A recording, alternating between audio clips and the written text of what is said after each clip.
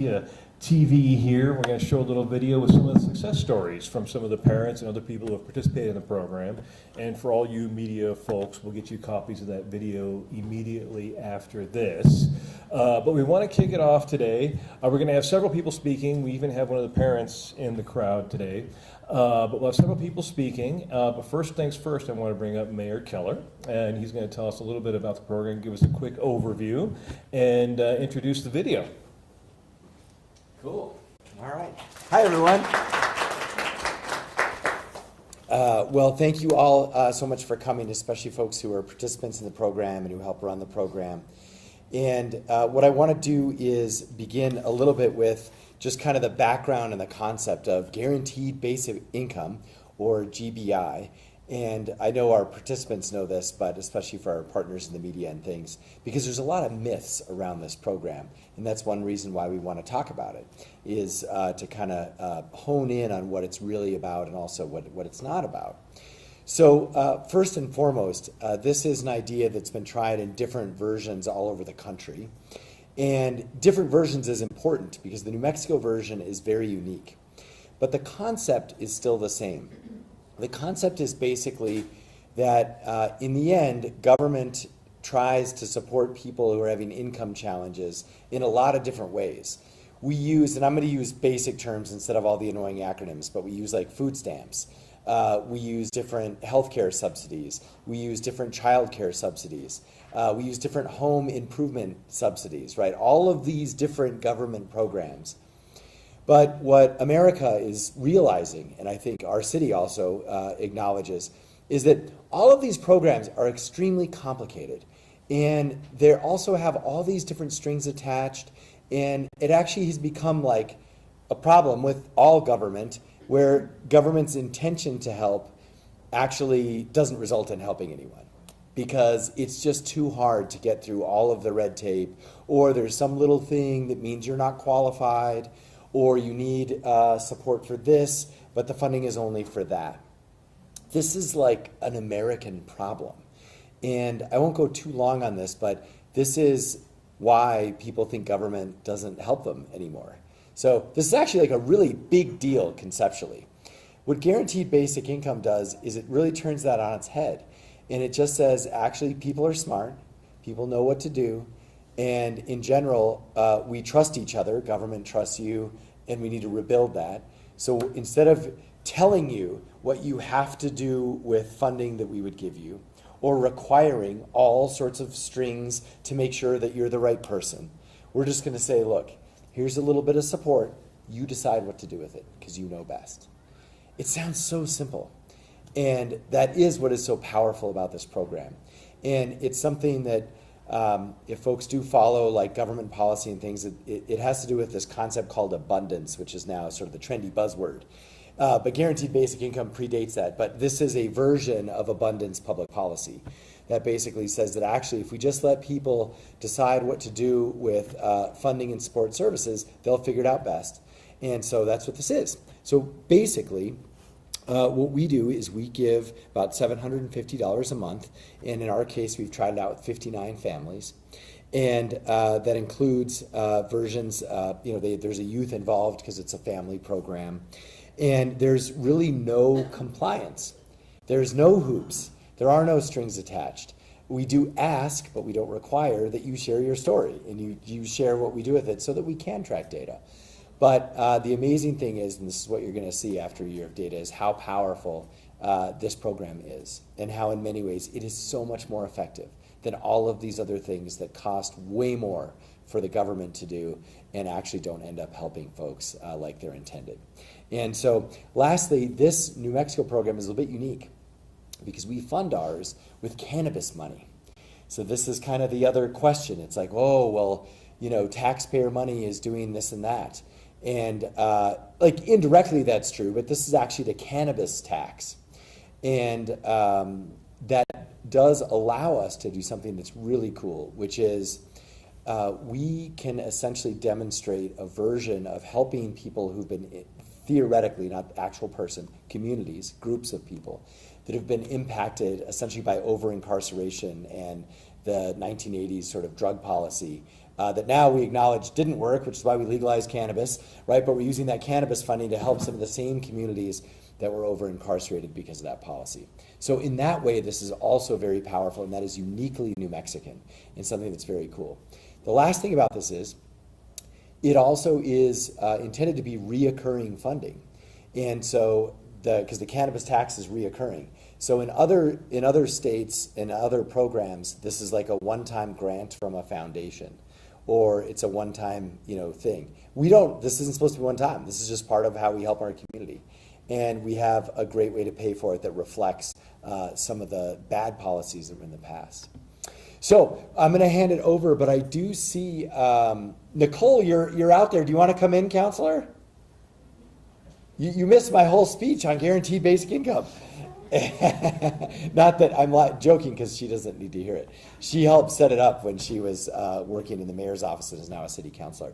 So anyway, what we're going to do, I gave like an overview of the program, but we should go into the video, and Counselor, you're here, so if you want to say a few words after, we can certainly work you in. Okay, so Dan, wherever you want to go next. Okay. Got a mixture of some of the stories of the families and some of the people involved, as well as a bunch of data points. And like I said, for all the press folks in the room, anybody who wants it, we can get you the link for the video. I was in and out living with my dad, and I kind of lived in like hotels for a while, so it was like really unfortunate at that time when I didn't go back to high school. I was used to just trying to figure things out by myself. It's okay to ask for help. Providing financial stability is one of the biggest benefits, because when you're not living paycheck to paycheck, you're actually able to explore the opportunities that are available to you beyond, do I have to, like, how am I paying rent this month? We've been in debt since my first child. Never got out of it. We're actually on our way to getting out of debt right now. A happy other side to this, where I'm actually saving some money instead of just trying to pay off money that was, that we had to borrow just to make it through. The stress levels have gone down immensely. We're just happier and able to focus more on what we need to do, Sometimes people need a hand up to get to the next spot. I found out that I was pregnant, so like a lot of things have changed, and I was like, okay, well, I need to make a plan to help my baby, because I wanted to keep her, of course, and I wanted to make sure that she had a good, stable environment. So I used the GBI money to pay for my rent, because I was living in a studio at the time, and my rent was like $990. It helped me to buy groceries, have gas to put in the car. It took off extra stress. Todos sabemos la situación de que un examen médico de vista es caro, no es fácil, entonces mucho menos obtener los lentes y todo lo que conlleva con sí.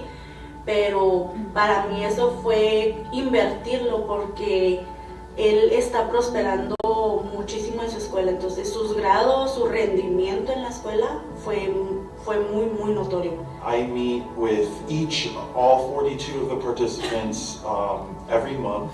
We meet once a month, and during that, it ranges between 30 minutes to an hour of a conversation. It's kind of eye-opening to see how much you get used to being in such a poor state. Now more than ever, every little bit counts. The GBI program has helped me look into an internship. Knowing that other people are also there for me is really heartwarming. Sí ha cambiado mi forma de ver a futuro esta ayuda, en el simple hecho de que me da mucho temor, por ejemplo, antes de que mi hijo no pudiera ir al college o algo así, ¿verdad? Porque son escuelas que ya necesita uno completamente pagar todo. Entonces yo creo que con estas ayudas te da más paz de que ellos puedan continuar sus estudios, que puedan seguir sus sueños sin ninguna traba, sin ningún problema, pues podamos pensar a futuro y cambiar un poquito nuestras metas en ellos. Y más que nada, motivarlos. For me, I want to go back to school so that I can, get a better. I love my job, but to get a better job. And that's actually a story that it echoes throughout our program among almost all of our participants, which is, I work full-time at this fast food place. Now I can focus on school, and now I can focus on other things besides survival. I'm gonna go to CNM to try to do the internship to become a medical assistant.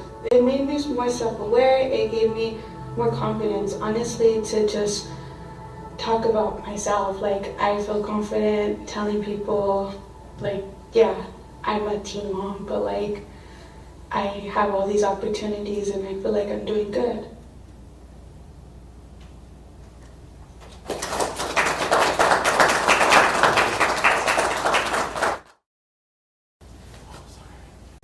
There's a lot of great stories in there. You know some familiar faces in the room. We have Marina back here, and Mag is here. He'll be speaking in a minute. And big thanks to Anthony up here, the tall guy. He helped us put together that video for GOV-TV, so thanks a lot. And I want to bring up Dylan Shahey. Where'd you go, Dylan? You're right here in front, Dylan. And he's the director of OEI, the department at the city that runs this program. Thank you, Dan. Also want to shout out Mayor Tim Keller here as well, who had the vision for Guaranteed Basic Income Pilot Program, as well as our true champion as well, Councilor Rogers, and one of our other councilors, Clarissa Pena, and as well as the community partners that are here today that work directly with the participants, and obviously the participants themselves. Just want to say thank you that, 1 year we're seeing the impact, the shared stories, and we're excited, and I want to share here a little bit too about the program itself. This pilot program gives identified and selected low-income third-grade families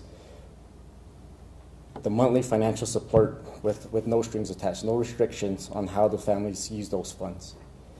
And the program helps families cover immediate costs. That's paying rent, childcare, gas, transportation, getting to the places that you really need to get to support your families. This is what that takes care of. And the pilot focuses on the Title I schools facing some of the city's greatest challenges right now in this international district in Southwest Albuquerque. And as Mayor had shared, right now each participant is receiving $750 per month.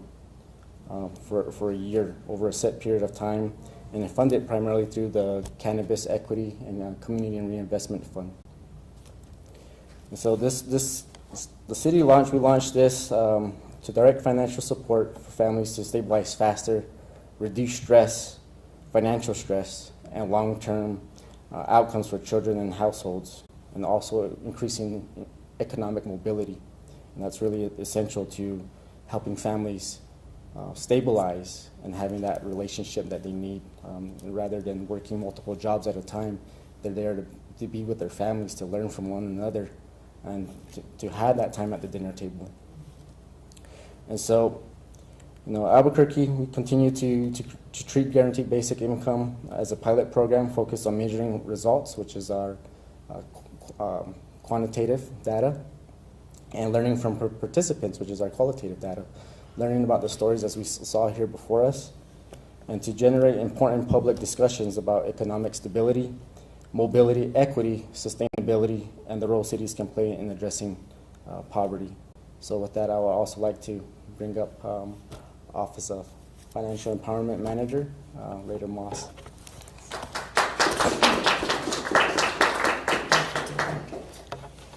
I'm going to bring this down for you, Rita. Thank you. Yeah. I'm 4'11" with a 6-foot stick. Okay. So, thank you, Mayor Keller, first of all. And I also want to recognize our leadership in the Office of Equity and Inclusion, Director Dylan Shahey, and Deputy Director Dr. Nina Cooper for their steadfast support with GBI. My name is Rita Moss.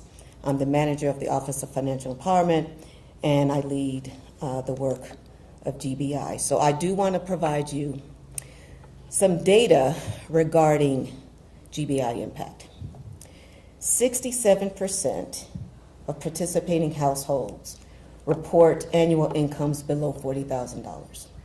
And the average financial well-being score, which is a score that defines one's economic viability, sits at about 45%. We're seeing, though, measurable movement in stability indicators, such as household savings are up 26%, and 18 participants have moved up in credit score tiers. At the same time, reliance on friends and family during emergencies have dropped by 53%, while the use of personal savings for emergencies has increased by 20%. Mr. Mayor, 3 participants so far have achieved homeownership. Food security is also improving. 35% of participants report better access to affordable, safe, and nutritious food, and 42% now report being fully food secure. For our youth cohort, which includes participants ages 16 to 24, with the majority being 17 and 18 years old, 71% are currently in high school, with the remainder split between graduates and youth not currently connected to school at all. At program entry, the average monthly income for these young participants was just over $500, and their financial well-being scores have since improved to 61%. We also see a 13% decrease in their reliance on friends and family for emergency support. Half of the youth participants reported food insecurity at the start of the program, but today, the vast majority are reporting stronger outlooks. 89% say they have goals for the future. 74% say those goals are attainable. And 63% report access to positive growth opportunities.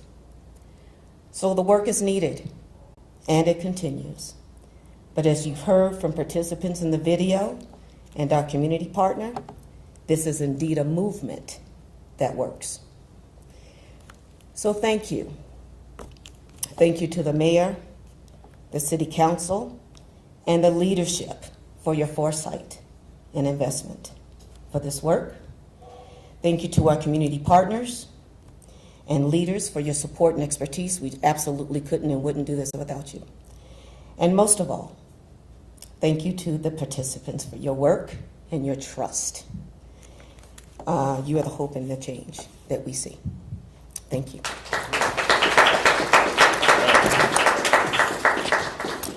Oh, we lost somebody's recorder up here. Yes.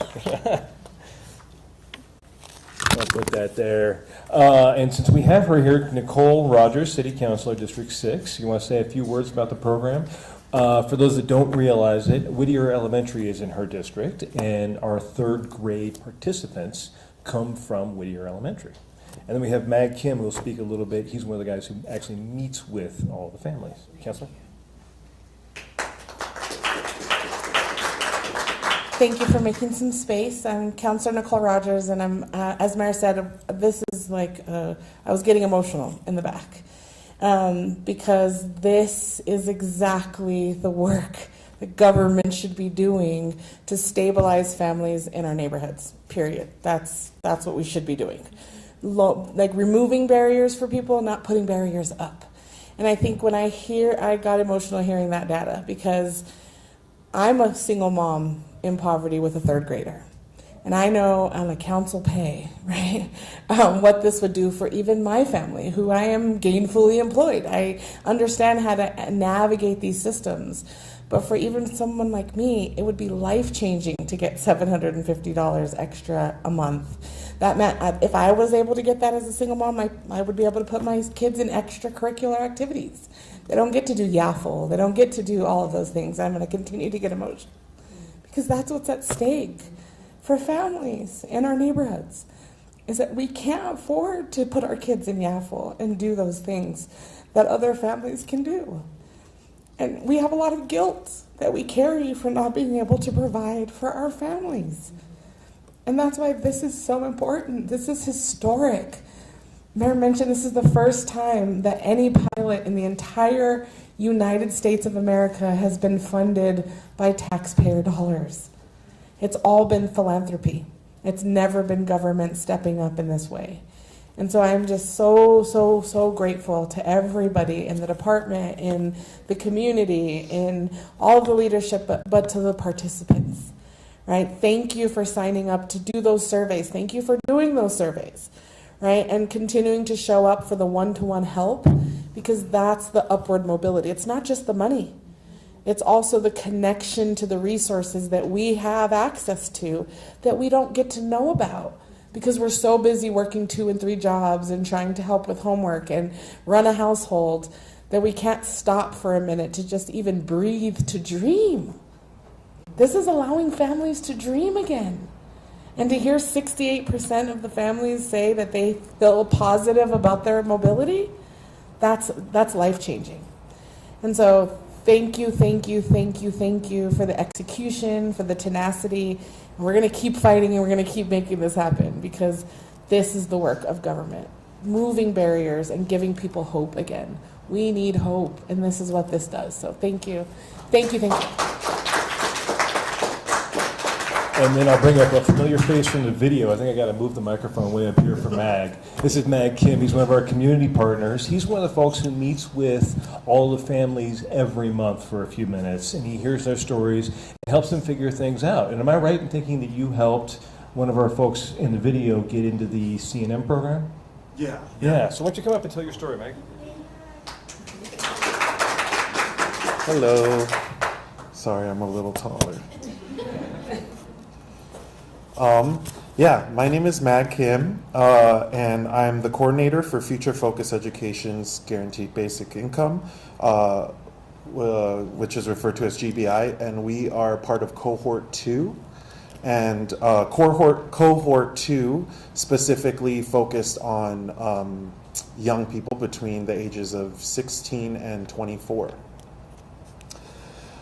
Future Focus Education's bless you. Future Focus Education's participation with the GBI program currently serves 42 participants between the ages of 16 and 24 who are receiving monthly stipends of $750. Our program works in tandem with 6 community partners. Which consists of 3 local high schools, which is Gordon Burnell, Tech Leadership, and RFK, and 3 nonprofits, which are La Placita, Centro Savila, and New Day. This program offers unconditional, regular financial support to help young people meet essential living expenses and ease economic hardship while providing resources and referrals through networks and community connections paved by future-focused education. Our goal is not only to help provide a little bit of financial stability, but also to offer support to our participants through access to any resources they request during our monthly check-ins. These requests vary from applying to SNAP Medicaid benefits, assistance with budgeting or how to build credit for large purchases, and even going to register a student at our local higher education institutions, which includes CNM, which I just recently did for their Enroll-A-Palooza, and UNM. In the 5 months or 6 months that the program has been active, numerous obstacles have been identified through communication with program participants. These obstacles include, but are not limited to, stable housing, employment, transportation, and education. When any one of these issues are affected, the rest are also impacted. For example, when one of our participants with limited financial resources has an issue with their car, they most likely do not have the funds to pay for repairs. Not having a car means not going to work. Not going to work means not making enough hours, and not making enough hours means not having the full amount needed for their weekly or monthly budget. it becomes an awful balancing act of deciding which plates to keep spinning and which to let fall. One of the biggest highlights we have already observed from this program is that GBI helps balance those plates. Our program includes previously incarcerated youth, young single mothers, unsheltered youth, and young people fortunate to have the support of their parents. For many of our participants, it's the first time in their lives where they're able to save money. For some, the savings are for emergencies to keep them afloat when misfortune strikes. They also have the money saved to pay for that emergency car repair or to Uber or Lyft to work instead. Because of GBI, 8 of our participants have already saved enough to purchase vehicles within their monthly budgets. For others, this is the first time that they're able to choose graduating from school over employment to make their rent. They're able to attend classes regularly while taking more time off work and in some cases graduating early, which happened with 2 of our participants this month. Through resources from our partnering orgs, our formerly incarcerated participants prove each month these sorts of investments reduce recidivism while promoting the pursuit of stable career paths that become more and more real to them. Our hope through this program is to make a lasting investment in the young people of Albuquerque and to prove that investing in the future of this city is to invest in our youth. Thank you. Thanks, Mag. And then we also have our friends here from the Mexico Black Leadership Council. They do similar work in Councilor Rogers' district. And that kind of ends our formal program. I want you guys to know we have one participant in the program with us today. She's sitting in the back row over there. And I know that a lot of you guys in the press have questions, and this is a good chance to ask them because we got all the folks in the room here who can help answer them. All right. Yeah, we'll start. Yeah. Oh, so just to clarify some information, I see it says cohort 2, the funds went out starting in December. Cohort 1, was there a start date for that when that money came out? That began beginning of the school year last year. Beginning of the school Yeah. So like August. August-ish, right? April on here, yes, Oh, sorry. So it's been over April of 25, right? Yeah. So it's been over a year. Yeah. Yeah, Okay. we're up to 1 year, yeah. Yeah. Okay, great. And this is our one year's worth of data. Okay. And Dan, you told me Carlos Ray and Whittier. Uh-huh. Two, Those are the 2, yeah. Correct. Okay.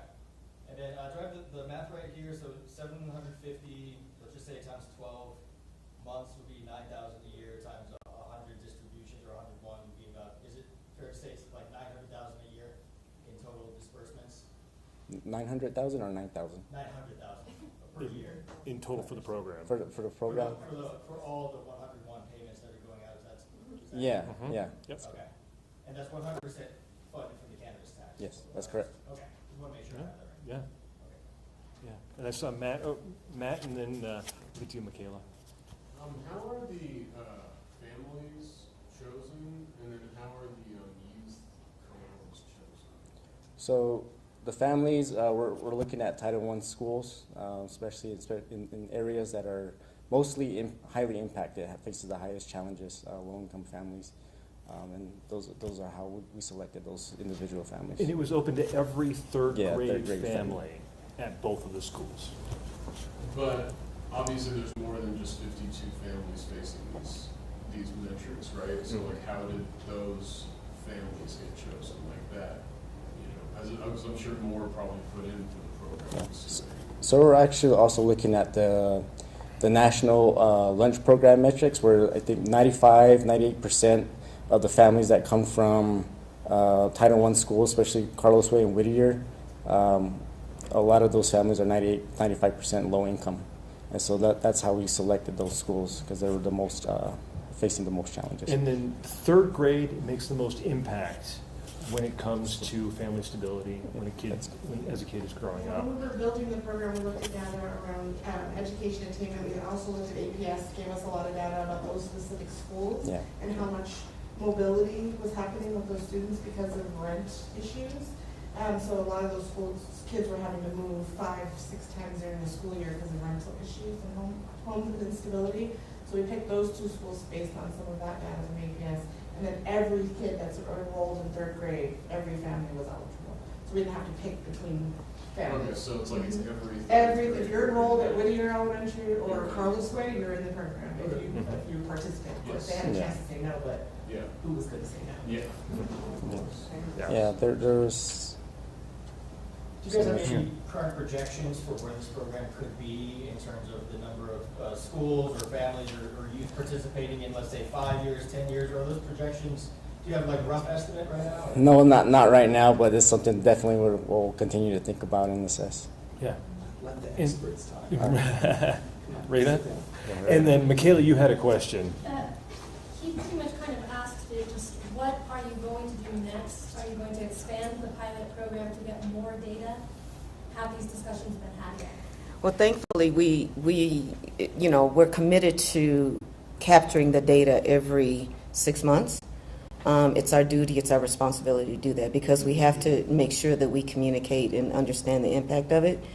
But we're committed to ensuring that we approach City Council for continued funding for this. We have to do this appropriated funding every year. And so that's our responsibility to do that. So we have to make sure that we communicate the impact of this responsibly as often as we need to both City Council, to both the mayor, to both our leadership. And that's part of what we're doing now. And the best way we figured to do that right now was to partner with our community leaders and partners and create this video. Were you all expecting these sort of results in the first year, or did you think it would take longer, or? Well, I don't know if we expected the great news of these data points and impact in the first. I don't know if we expected anything. This is all sort of baseline data. We do have the encouragement of other cities and what they're doing, so we can contrast and compare, but there's nobody like Albuquerque. And so we have the advantage of just partnering and working with our partners, learning as we go. It is learning, though, but we're really surprised, encouraged by what we're saying. I mean, we didn't expect people to buy homes in the first year. And so that's encouraging for us, and we can learn from that and build upon that. And then when we set up the program too, we asked, the reason we set up the research this way is Mayor signed up for Mayors for Guaranteed Income in 2020, and I'm sure you talked about that. But we're also sending all of this research to the Mayors for Guaranteed Income. They're capturing all of the data from all the pilots across the country to try to make a case for Congress to do this. Obviously, in this political landscape, probably not, which is why we're taking the lead here, right? But all of the data that they're doing and sharing, and we built it so that we can add to the research that's happening, and Albuquerque will be on that map with research that we can point to make a case for why we need to do more of this and why we should fund this in government. I will say, too, that there is a lot of impression from around the country on how this is funded. So when the mayor and the city councilor, there is some reason to be encouraged and impressed by that. This is a way to fund and autocorrect a social ill with this funding. So it's exciting, it's purposeful, it's intentional, and we're proud to be able to do. We're proud of the work. Yeah. Did you guys get a robust response when it came to the surveys? Was it the vast majority of participants? Yeah, I'm going to let Vanessa Arballo speak to that because she sort of manages the survey results, and she has some great news to share, specifically with the youth cohort. Hi. So as she mentioned, we worked with our community partners. So with New Mexico Black Leadership, they support the students from Whittier, and so they meet with them on a regular basis, so they were reaching out to them about the surveys. And really, we're just encouraging because and they know this, the money is funded through this marijuana tax money. And so they know that we need to show that this is working and that if you give people money and resources, they're going to show that they can thrive and move forward. And I also want to highlight PCA, Partnership for Community Action. They work directly with the Carlos Ray families in the South Valley. And then, as Mag said, Future Focus Education supports our youth. And so they reach out to them regarding the surveys and encourage them. But we've had a really good response rate, and I was really excited. So we had quarterly surveys, as you guys saw, with the youth. And I think we only had 4 who have yet to complete out of the 42, which is amazing because when you talk about surveys, it's really hard to get people to get those done. And we're just seeing a positive response because they know that this is working and they want to show what it's doing. right, Matt, one more. During the budget discussions, there was talk of a third cohort that kind of came up and was going back and forth. And I didn't. I was wondering, is there a third cohort? Was that just a proposal? Yeah, there is no longer a third cohort. We're just going to sort of restructure and continue with the first two and move forward with that. I think a third cohort was initially planned when this was all derived, but we're going to shift. And forgive my naive, but is there any discussion of putting this into recurring funding going forward instead of having it be an annual appropriation? And what would it take to kind of get to that place to try to make that move? Dylan might be the best Yeah. to answer that. Dylan. Well, we'll continue to work with within the administration, with our city council, make sure that this funding continues for the next years to come with these cohorts. Yeah. But that would be something you guys would want us to have. Yes. Yeah, exactly. 100%. Kind of Yeah. Case for it. Yeah. Yes. 100. Yep. Yeah, we're going to try every year. Yeah. It's very important, as you saw. Yeah. Yeah, great. Well, why don't we leave it there? And if you guys have questions, we're available, and we'll leave it there for now. I will send you guys out the press release with the link to the video, and it'll be on the GOV-TV website here soon, and we'll start there. Thank you guys very much. Good job.